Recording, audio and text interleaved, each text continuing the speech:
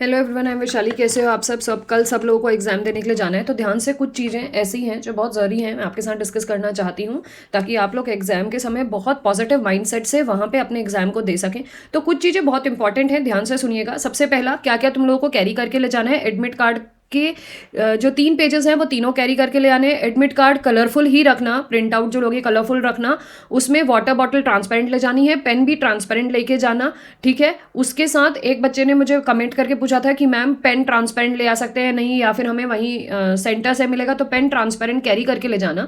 अगर वो लोग खुद वैसे तो इतने सारे प्रोवाइड करते नहीं है, खुद ही ले जाने होते, लेकिन इन केस अगर करें तो तुम अपने पेन्स को बाहर रख देना। खो भी जाएगा तो 5 या 7 रुपए वाले पेन में ऐसी कोई मारामारी या गरीबी तुम्हें नहीं आ जाएगी, ठीक है।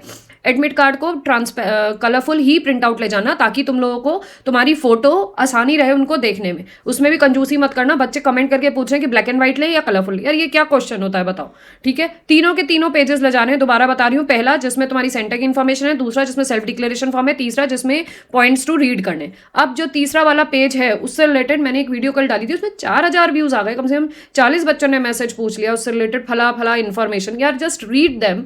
इतने बड़े बच्चे हो गए हो, उन पॉइंट्स को रीड कर लो अच्छे से, क्या ले जाना है क्या नहीं ले जाना और क्या तुम्हें सेंटर पे मिलेगा। तुम्हारी सारी चीज़ें पता चल जाएंगी, क्योंकि अब तो तुम्हारे पास कुछ पढ़ने के लिए भी नहीं है ना। अब इस समय रात को थोड़े ना पढ़ोगे, 1-2 क्वेश्चन कुछ करने हैं, उसके बाद सो जाओ बिल्कुल पॉजिटिव माइंडसेट से। कल अच्छे से वेल फोकस्ड होकर अपना क्वेश्चन एग्जाम देकर आना, ठीक है। तो एडमिट कार्ड रख लो, दोबारा बता देती हूँ।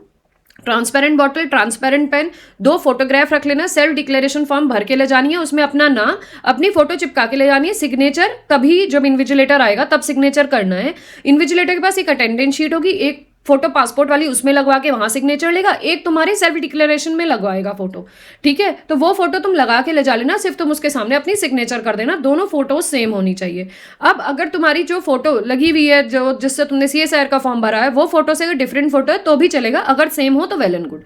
वैलिड ID प्रूफ के बारे में तुम पैन ले आ सकते हो, आधार ले आ सकते हो, ड्राइविंग लाइसेंस ले आ सकते हो, पासपोर्ट ले जा सकते हो, वोटर ID ले जा सकते हो। इनमें से कुछ भी ले जा सकते हो ओरिजिनल, लेकिन इनका कोई भी स्कैंड या इनकी कोई भी स्कैंड या जीरोक्स कॉपी उन्होंने कहा है कि नहीं लानी है। जीरोक्स कॉपी इनकी ID प्रूफ की नहीं चलेगी, ओरिजिनल ही चलेगी, ठीक है। अगर बहुत बच्चों के ये क्वेश्चंस थे कि अगर हमने आधार से भरा हुआ है, अभी आधार नहीं है, हम कहीं हॉस्टल में रहते हैं, आधार घर में पड़ा है, हम दूसरा ID ले आ सकते हैं। हाँ, दूसरा ID ले जा लो, उसमें तुम्हारी फोटो मतलब सेम दिखनी चाहिए। ऐसी नहीं हो कि उसमें ब्लर फोटो आ रही है, जिसमें फोटोग्राफ सेम हो, तुम्हारा नाम, तुम्हारा एड्रेस सब कुछ क्लियर लिखा हो, वही ID प्रूफ तुम ले जा लेना। और अगर सेम ID तुम कैरी कर रहे हो तो इससे तो अच्छा, बेहतर, वेल एंड गुड कुछ नहीं हो सकता, ठीक है। क्लियर हो गया। दूसरा उसमें एक पॉइंट था कि जो मोटे मोटे सोल के शूज हैं या मोटे मोटे बटन्स की टी-शर्ट या शर्ट या कुर्ता है, वो तुम्हें नहीं पहन के जानी है। तो ये दोनों चीजें पहनने से अवॉइड करना। क्लियर है। तो ये सारी चीजें हो गई, क्या लेके जाना है और क्या अवॉइड करना है। अब दूसरी बात, कुछ इंस्ट्रक्शंस मैंने यहाँ पे लिखे हैं, उनको डिस्कस कर लेते हैं ताकि तुमको लास्ट में जाते समय थोड़ी हेल्प हो सके। अगर कहीं पे किसी भी चीज को मिस कर रहे हो तो वो याद आ जाए। स्टार्ट करते हैं। Read instructions carefully. तो एडमिट कार्ड की इंस्ट्रक्शंस ध्यान से पढ़ने हैं। साथ में जब वहां पे सेंटर पे बैठोगे तो डेस्कटॉप वो 15 से 20 मिनट पहले कर लेते हैं, तो वहां पे उस डेस्कटॉप में जितने भी instructions regarding your question paper होते हैं, वो अगर बच्चे पहले से एग्जाम दे रहे हो तो आपको पता होते हैं। जो बच्चे पहली बार दे रहे हो तो उनको नहीं पता होते, उनको एक बार पढ़ लेना। उससे ये रहता है कि आपको अवेयरनेस आ जाती है कि क्या क्वेश्चन पेपर के रिलेटेड में ये हमसे कह रहे हैं, ठीक है। Manage time wisely. तो 3 घंटे का जो समय होगा आपको बहुत अच्छे से, बहुत पॉजिटिव माइंडसेट से और बहुत कनिंगली यूज करना है। जहां पे क्वेश्चंस आ रहे हैं वहां पे टाइम लगाना है, जहां क्वेश्चंस फंस रहे हैं उस क्वेश्चन को छोड़ के आगे बढ़ जाना है। Attempt easy questions first. तो जो क्वेश्चंस जिस भी टॉपिक के हैं, पार्ट ए में है, पार्ट बी में है, पार्ट सी में, जो दिखते ही तुम्हें आ रहे हैं उनको तुरंत तुरंत करने लग जाओ। तो सबसे पहला मोटिव ये रहेगा कि 90 to 95 मिनट में कम से कम 17 से 20 क्वेश्चन हम लोग ईजी वाले पार्ट ए, पार्ट बी और पार्ट सी से कर लें। Is that clear to everyone? Next, be careful for negative marking questions. जो भी निगेटिव मार्किंग क्वेश्चंस आपके पास आ रहे हैं पार्ट बी और पार्ट ए में, तो उनको करते समय थोड़ा बहुत वाइजली ध्यान रखिएगा कि हम निगेटिव मार्किंग क्वेश्चंस हार्डली 1 या 2 अटेम्प्ट कर सकते हैं। तुक्का जो लगाना है 1 या 2 क्वेश्चन लगा सकते हैं, इससे ज्यादा मत लगाइएगा, क्योंकि जितने भी पॉजिटिव क्वेश्चंस आप करेंगे और निगेटिव ज्यादा हो जाएंगे तो उससे कोई फायदा नहीं होगा। तो you have to use your choices of attempting questions very wisely. Check calculations before saving the answers. जो भी कैलकुलेटिव टाइप के क्वेश्चंस हैं, इक्वेशन बेस्ड क्वेश्चंस हैं हमारे अप्लाइड के मैथ्स पार्ट ए के, तो उन क्वेश्चन को जब भी करोगे सॉल्व कहीं पे जस्ट 1 सेकंड 2 सेकंड देके उसको एक बार गो थ्रू दोबारा निगाह मार लेना कि क्वेश्चन सही किए, आंसर सही किया, कोई दिक्कत तो नहीं आ रही। क्लियर है? Okay. Next point, ask for A4 size sheet finishing the prior ones. तो A4 साइज शीट तुम लोग पहले से ही मांग लेना, अगर हमारे को 2 सबको मिलती है, ठीक है। A4 साइज शीट में वो लोग कोई मना नहीं करते कि 4 मांगनी हो 4 मांग लो, 5 मांगनी हो 5 मांग लो, लेकिन वो एक बार चेक कर लेते हैं भाई सारी भरी या नहीं भरी, इतना वो लोग देख लेते हैं। तो A4 साइज शीट पहले से मांग लेना, या तो खड़े होकर मांग लेना या हैंड रेज करके मांग लेना। अगर खत्म होने वाली हो और आधा पेज बचाओ तुरंत ही तुम मांग लेना उनसे, ठीक है? क्योंकि ऐसा ना आखिरी में तुम बिल्कुल तुम तल्लीन होके अपना क्वेश्चन पे सॉल्व कर रहे हो और अब पता चला इन्विजिलेटर 5-6 कुर्सी के पीछे खड़ा, आने में 5 मिनट से 7 मिनट लगेगा, हमारा 7 मिनट वेस्ट हो जाएगा उस क्वेश्चन के उस आने के चक्कर में, ठीक है? तो उसको जैसे ही खत्म होने वाली हो, आधा बचा हो पेज, उसी समय हैंड रेज करके पहले A4 साइज शीट मांग के अपने लिए प्रायर में रख लेना। It will be good for you. जब आंसर शीट तुम्हें मिलेंगी उनको ढंग से उन पे रफ वर्क करना। दूसरी बात, कभी भी रफ वर्क अपने जीरोक्स एडमिट कार्ड में मत करना, क्योंकि उन लोगों को लगता है कि आप चीटिंग कर रहे हो, अदरवाइज वो सामने खड़े होकर तुमसे वो रफ करवाते हैं। तीसरी बात, जब तुम क्लास छोड़ के जाओगे बाहर, मतलब एग्जाम पेपर हो जाएगा और तुम एग्जाम पेपर करके बाहर जाओगे, तो A4 साइज शीट गलती से भी, भूल से भी अपने साथ वापस मत ले जाना। वहीं पे A4 साइज शीट के लिए एक बॉक्स रख देते हैं वो लोग, कार्टन, और कोई इन्विजिलेटर खड़ा रहता है वहीं पे। वो लोग कहते हैं कि आप लोग डाल के जाओ, तो उसको डाल के आप लोग आगे चले जाना, क्योंकि एडमिट कार्ड में लिखा हुआ है कि अगर नीचे आप लोगों को जब दोबारा चेकिंग हुई और आपके पास आंसर शीट मिली तो it will not give a good impact, ठीक है? Next, don't stick to the difficult questions from easy subject. हम जो भी क्वेश्चन तैयार, मतलब जो भी सब्जेक्ट तैयार करके जा रहे हैं, लेट वो हमारा बहुत अच्छा सब्जेक्ट है, हमारी बहुत अच्छी ग्रिप है, फिर भी उसमें से कोई ऐसा क्वेश्चन आया कि जो हमें लग रहा है कि हम उस पर समय ज़्यादा ले रहे हैं, टाइम स्पेंड ज़्यादा हो रहा है, और हम फिर भी सोच रहे हैं कि हम इसको कर पाएंगे, तो प्लीज़ अपनी ईगो पे मत लेना ये बात कि मैं ये क्वेश्चन करके ही दिखाऊंगा। उस क्वेश्चन को तुम दोबारा घर पे आके लिख के सॉल्व कर लेना, लेकिन वहाँ पे समय मत बर्बाद करना, आगे बढ़ जाना। Is that clear to you? Next, don't waste time on reading a long ununderstandable questions. अगर लग रहा है कि क्वेश्चन बहुत ही लेंथी है, let for an example linear ले लेते हैं। कभी कभी लीनियर के ऐसे क्वेश्चंस आते हैं जो हमें उस समय तुरंत स्ट्राइक नहीं करते और शायद नहीं कर पाते हम लोग, तो बेटर है उस क्वेश्चन को छोड़ के आप आगे बढ़ जाओ। हमें क्वेश्चन की लैंग्वेज नहीं समझ में आ रही तो don't waste time. Is that clear to you? तो अगर क्वेश्चन की लैंग्वेज कहीं पे फंस रही है, आप लोग नहीं कनेक्ट कर पा रहे हो, उस क्वेश्चन को छोड़ दो। जो क्वेश्चन ईजी सब्जेक्ट का होते हुए भी डिफिकल्ट है, उस क्वेश्चन को भी छोड़ के आगे बढ़ो। उन क्वेश्चन को करो जो अंडरस्टैंडेबल है, डूएबल है, जिनको आप आसानी से अटेम्प्ट कर पा रहे हो, जिनसे आप सही आंसर्स ला पा रहे हो। Clear? Do as many as easy doable questions you can before finishing the first half of exam paper.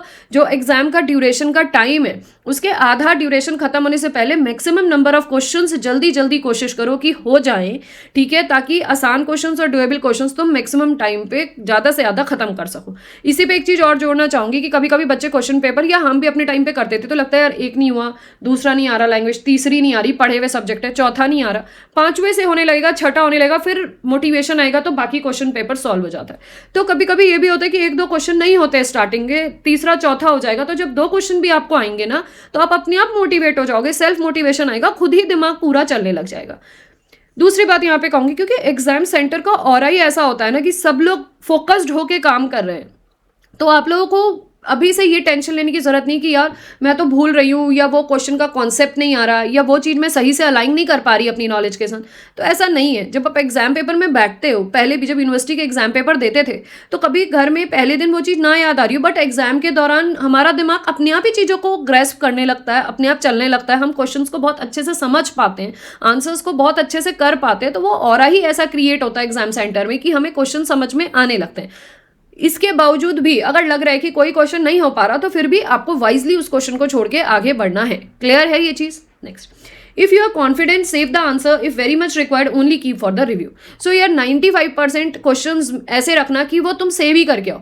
5%, 2, 3, 4, 5 questions ऐसे होने चाहिए जो तुम रिव्यू के लिए छोड़ो, जिसको तुम बाद में 20 मिनट या 10 मिनट देके देख सको कि कहाँ पे मैं इस क्वेश्चन में फंस रही थी या किस चीज़ में मुझे कॉन्फिडेंट नहीं आ रहा। ज़्यादा से ज़्यादा क्वेश्चन को तुरंत ही सेव करते जाओ, और ज़रूरत हो तो कुछ सेकंड्स देके उन आंसर्स को उसी समय जब सेव करो उससे पहले एक बार बस क्रॉस चेक कर लो कि जो आंसर मेरा आ रहा है क्या मैंने वो सही मार्क किया है, या मेरे आंसर में आगे पीछे कुछ मैंने मिस्टेक तो नहीं कर दी। Just give a second thought at the same time जब उसको सेव करने जा रहे हो। Is that clear to you? Next, review के लिए कम से कम क्वेश्चंस छोड़ने।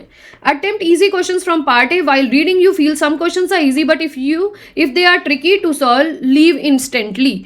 पार्ट ए में क्योंकि क्वेश्चंस हमारे 6-7 मैथ्स वाले आते हैं ना, 9-10 के 6-7 के, तो हमें लगता है पार्ट ए तो हम कर ले जाएंगे। कभी कभी क्वेश्चंस ट्रिकी रहते हैं जो हमें आते हुए भी हम क्वेश्चंस की क्वेश्चन गलत कर लेंगे, या फॉर्मेशन ऑफ द क्वेश्चन हमें नहीं समझ में आएगा, तो उस क्वेश्चन में हमें लग रहा है हम 2 मिनट दे रहे हैं, 3 मिनट दे रहे हैं। अब वो पता है मिनट्स इतनी जल्दी निकलते हैं ना एग्जाम में, आई फील लाइक कि 4 मिनट हो गया, अरे यार अभी क्वेश्चन नहीं है तो 4 मिनट निकल गया, टाइम देखा तो। अब वो 4 से कब 7, 7 से कब 10 हो जाता है और फिर हम पैनिक होने लग जाते हैं। तो जब भी पार्ट ए के क्वेश्चंस ऐसे लगे एक मोमेंट पे हमें लग रहे हैं 1 मिनट या 2 मिनट के अंदर कि नहीं हो रहा, please leave that question instantly. पूरे पार्ट ए में से ऐसे बेसिक्स क्वेश्चंस, ऐसे डुएबल क्वेश्चंस तुम्हें निकालने होंगे जो तुम जल्दी से जल्दी कर पाओ। पार्ट ए को सिर्फ 20 से 25 मिनट देना है, उससे ज़्यादा नहीं देना है। ये टाइम बाउंडेशन, ये स्ट्रिक्टनेस, ये वाइजनेस तुम्हें खुद अपने ऊपर लानी है। Is that clear to you? तो किसी भी क्वेश्चन में अपने अकॉर्डिंग ज़्यादा समय बर्बाद करना भी सही नहीं है। क्वेश्चंस को वाइजली करना, वाइजली चॉइसिंग ऑफ क्वेश्चंस करना, which is very important during your exam. And I hope इस वीडियो से तुम्हें थोड़ा मोटिवेशन मिला होगा कि तुम्हें किस तरीके से क्वेश्चन पेपर को अटेम्प्ट करना है। क्लियर? दूसरी बात, अपने आप को वेल फोकस्ड होके और कॉन्फिडेंटली एग्जाम को देने के लिए बैठो कि अगर तुम देने बैठे हो, तुमने तैयारी करी है, तो तुम भी अपना बेस्ट ही वहां पे दोगे। Is that clear to you? और बाकियों से अपने आप को कंपेयर करने की बिल्कुल भी आवश्यकता नहीं है। पॉजिटिव माइंडसेट रख के बैठे कि जितनी नॉलेज अभी तक मैंने गेन करी है उतनी नॉलेज मैं पूरी कोशिश करूंगी वाइजली अपने क्वेश्चन पेपर के आंसर्स को सॉल्व करने में लगाऊंगी। क्लियर है? So all the very best for your exam. Thank you.